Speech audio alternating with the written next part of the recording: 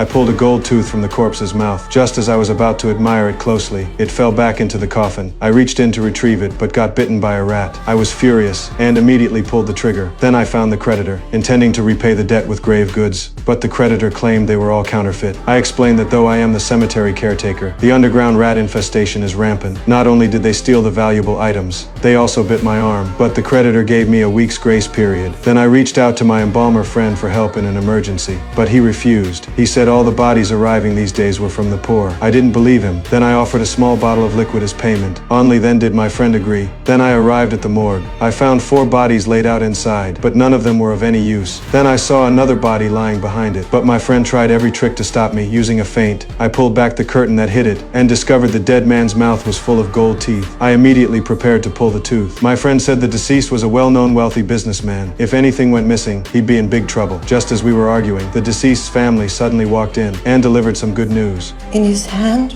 will be the saber gifted to him by King George. At night I prayed I could get the items before the rats did, but no sooner had I spoken than dust began falling from above, and saw something new on the ceiling. I gave it a hard tug, and suddenly countless rats fell from above. When I woke up, not a single rat remained in the room. I believe this was a sign from God, so I went to the church. Seeing the sword put my mind completely at ease. The next day, the deceased was buried. That night, I began digging. Seeing the coffin lid filled me with excitement.